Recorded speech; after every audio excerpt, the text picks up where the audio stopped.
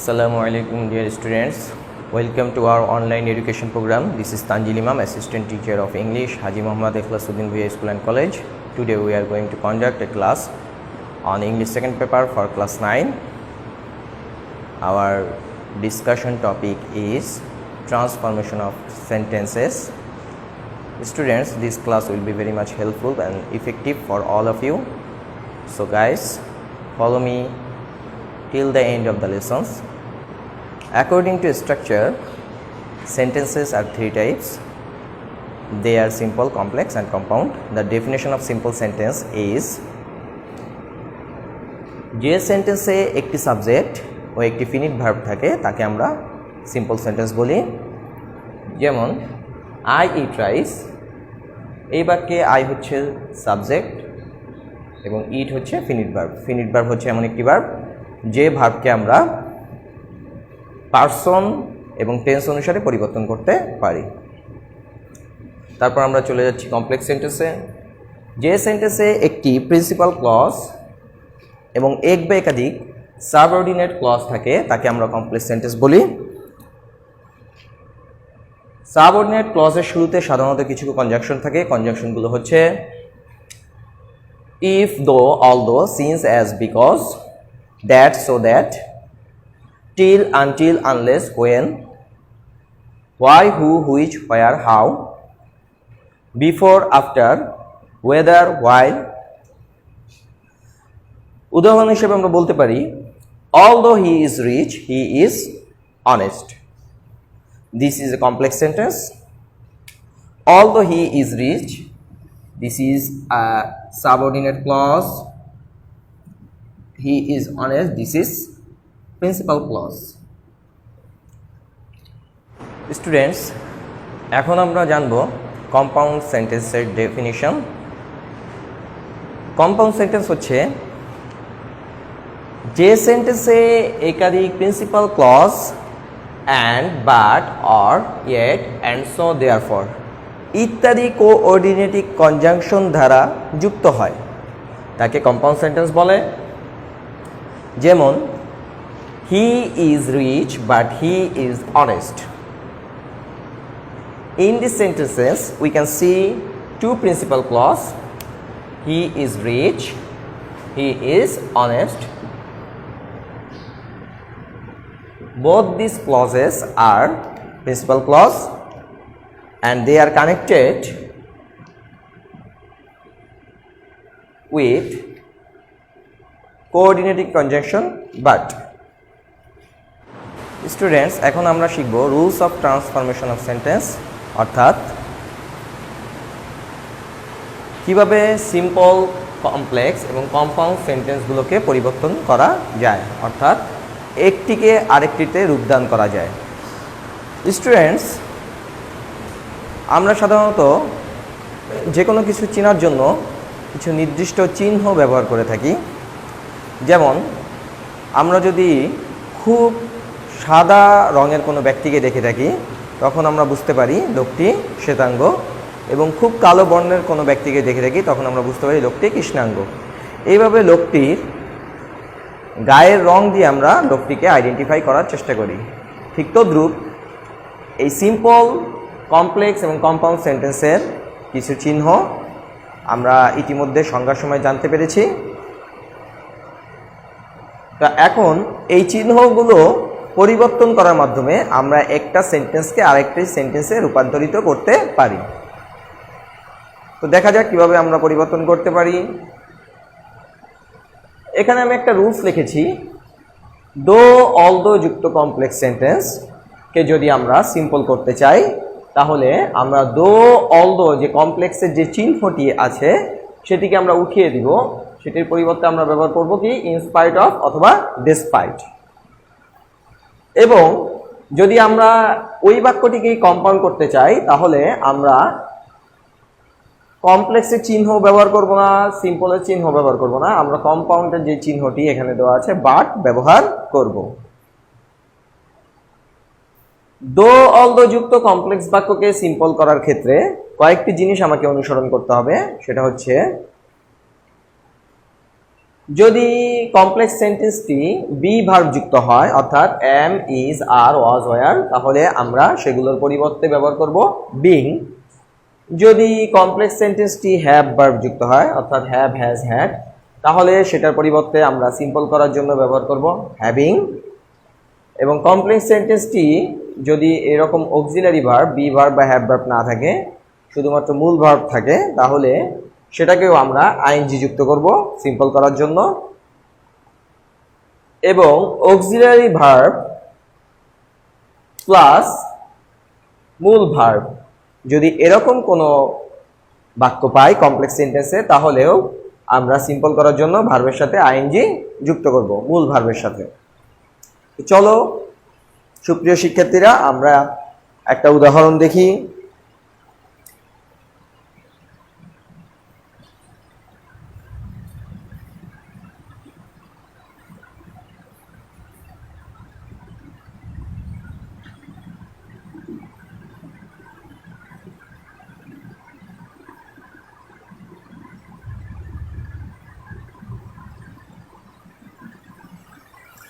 সুপ্রিয় শিক্ষার্থীবৃন্দ, এখানে আমি একটা বাক্য লিখেছি কমপ্লেক্স সেন্টেন্সে, দো হি ইজ পুর হি ইজ অনেস্ট। কমপ্লেক্স সেন্টেন্সের সংজ্ঞা অনুসারে এখানে আমরা দুইটা ক্লজ দেখতে পাচ্ছি। এটা হচ্ছে principal clause he is honest, and though he is পুর এটা হচ্ছে সাবঅর্ডিনেট ক্লজ। কারণ হচ্ছে আমরা এখানে দেখতে পাচ্ছি এই ক্লজের শুরুতে সাবঅর্ডিনেট কনজাংশন আছে দো, এবং অর্থ প্রকাশের জন্য সাধারণত সাবঅর্ডিনেট ক্লজ প্রিন্সিপাল ক্লজের উপর নির্ভরশীল। এটাকে যখন আমরা সিম্পল করব তখন আমরা কি করব, কমপ্লেক্সের এই চিহ্নটিকে উঠিয়ে দিব, তার পরিবর্তে আমরা ব্যবহার করব ইনস্পাইট অফ অথবা ডিসপাইট।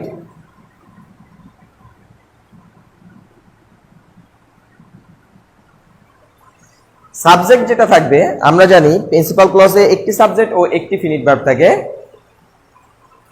তো এই কমপ্লেক্স সেন্টেন্সে আমরা দুইটি সাবজেক্ট দেখতে পাচ্ছি, এজন্য আমরা একটা সাবজেক্ট রাখবো এবং আরেকটা সাবজেক্টের আমরা পসেসিভ ভার্ব ব্যবহার করতে পারি বা উঠিয়ে দিতে পারি। ইনস্পাইট অফ, যদি পজিটিভ ফর্ম ব্যবহার করি তাহলে আমাদের লিখতে হবে হি ইজ, আমি এটা ব্র্যাকেটের মধ্যে রাখলাম। আমরা ইজের আইএনজি ফর্ম বিং লিখলাম, ইনস্পাইট অফ হিজ বিং পুর হি ইজ অনেস্ট।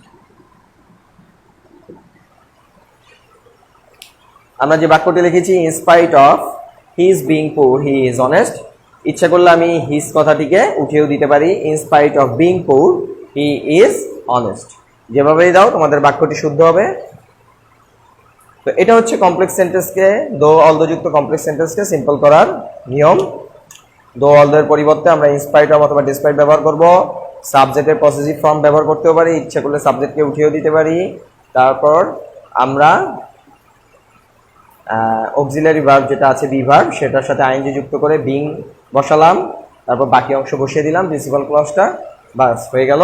এটা একটা সিম্পল সেন্টেন্স এবং এই সেন্টেন্সের সংজ্ঞা অনুসারে এখন শুধুমাত্র একটি সাবজেক্ট এবং একটি ফিনিট ভার্ব আছে, বাকি এগুলো আর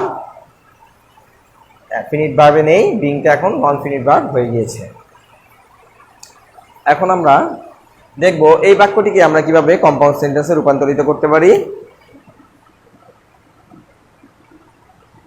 আমরা দো অলদো লিখবো না, আমরা সাবজেক্ট থেকে লিখছি হি ইজ পুর, এবং কম্পাউন্ডের যে চিহ্নর কথা আছে বাট, আমরা বাট ব্যবহার করব, but he is honest. He is poor but he is honest, দুটোই প্রিন্সিপাল ক্লজ এবং দুটোই বাট কনজাংশন কোঅর্ডিনেট কনজাংশন দ্বারা যুক্ত আছে। এভাবে আমরা একটা কম্পাউন্ড সেন্টেন্স তৈরি করতে পারি। এই বাক্যটিতে হি ইজ দুটো ক্লজের মধ্যেই আছে, তাই আমরা পরবর্তী ক্লোজে ইচ্ছা করলে এটাকে উজ্জ্বল রাখতে পারি। তাহলে বাক্যটি দাঁড়ায় কি, he is poor but honest. Students, এখন আমরা দেখব কিভাবে ভার্ব টু হ্যাভ অর্থাৎ হ্যাভ, হ্যাজ, হ্যাড যুক্ত কমপ্লেক্স সেন্টেন্সকে সিম্পল করতে হয়। যদি আমরা হ্যাভ, হ্যাজ, হ্যাড যুক্ত কমপ্লেক্স সেন্টেন্সকে সিম্পল করতে চাই, তাহলে হ্যাভ, হ্যাজ, হ্যাডের বদলে আমাদেরকে হ্যাভ, হ্যাজ, হ্যাডের আইএনজি ফর্ম হ্যাভিং লিখতে হবে। আমরা একটা উদাহরণ দেই।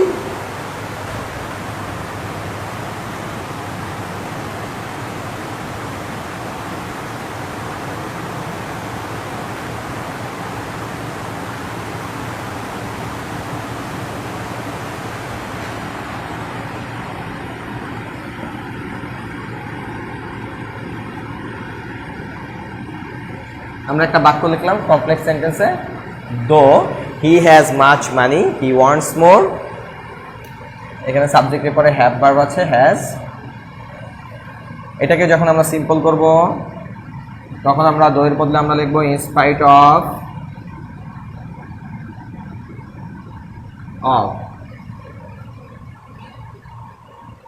সাবজেক্টের পজিটিভ ফর্ম ইচ্ছে করলে বসানো যায়, ইচ্ছে করলে সাবজেক্ট উইথড্র করা যায়। has much money, has এর ing form having, in spite of having much money, তারপর বাকি অংশ he wants more. In spite of having much money he wants more, এইভাবে দোর বদলে আমরা ইন স্পাইট অফ ব্যবহার করলাম, হ্যাজ এর আইনটি ফ্রম হ্যাভিং ব্যবহার করলাম এবং বাকি অংশ পূর্বের মতোই রইল। এভাবে আমরা একটা সিম্পল সেন্টেন্স তৈরি করলাম। যখন আমরা এখানে আরেকটা কম্পাউন্ড সেন্টেন্স তৈরি করতে যাচ্ছি তখন আমরা দেখব কি, তখন আমরা দুইটা ক্লজ এর মাঝখানে শুধুমাত্র বাট বসিয়ে দিব। হি has much money but he wants more. আমরা হি থেকে ব্র্যাকেটে রাখলাম he has much money but he wants more. আমরা এখানে ইচ্ছে করলে সাবজেক্টকে উজ্জ্ব রাখতে পারি, he has much money but wants more। এভাবেও আমরা এই বাক্যটি তৈরি করতে পারি। এখন শিক্ষার্থীবৃন্দ, আমরা মূল ভার্ব যুক্ত বাক্যকে পরিবর্তন করব।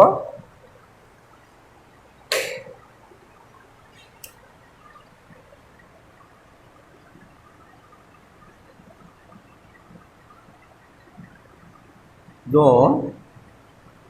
হি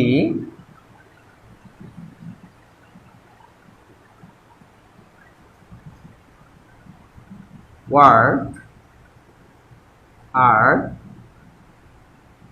he could not succeed. Though he worked hard, he could not succeed. আমরা মূল ভার্ব দিয়ে একটা বাক্য লিখলাম। এখন এটাকে আমরা সিম্পল করার জন্য in spite of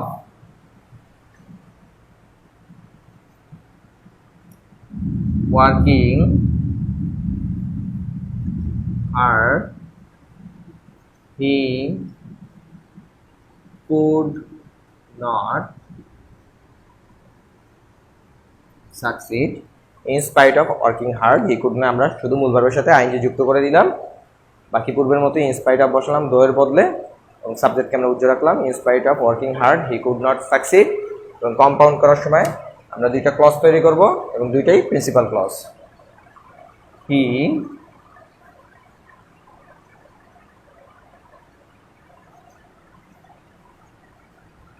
worked hard but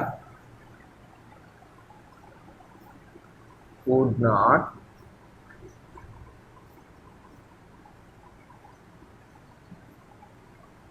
succeed. Student, আমরা মূল ভার্ব যুক্ত কমপ্লেক্স সেন্টেন্সকে পরিবর্তন করার নিয়ম শিখলাম, কিভাবে সিম্পল করতে হয় এবং কম্পাউন্ড করতে হয়। ঠিক অনুরূপভাবে আমরা কম্পাউন্ড সেন্টেন্সকেও সিম্পল এবং কমপ্লেক্স করতে পারবো। স্টুডেন্টস, এখন আমরা 4 নম্বর যে রুলসটা তো আছে অক্সিলারি ভার্ব প্লাস অন্য আরেকটি ভার্ব যুক্ত কমপ্লেক্স সেন্টেন্সকে সিম্পল করার যে নিয়ম সেটা আমরা এখন আলোচনা করছি। আমি একটা উদাহরণ দিচ্ছি। দো he has been working hard, he cannot pass. এটাকে আমরা সিম্পল করার সময় লিখতে পারি despite his working hard, he cannot pass. Compound করার সময় লিখতে পারি he has been working hard but cannot pass. He has been working hard but cannot pass. সুপ্রিয় শিক্ষার্থীবৃন্দ, আজকে আমরা সিম্পল, কমপ্লেক্স, কম্পাউন্ড এর এই রুলসগুলো শিখলাম। পরবর্তী ক্লাসে আমরা ট্রান্সফরমেশন অফ সেন্টেন্সের আরও নতুন কিছু রুলস নিয়ে তোমাদের সামনে আসব। ততক্ষণ পর্যন্ত ভালো থাকো। খোদা হাফেজ।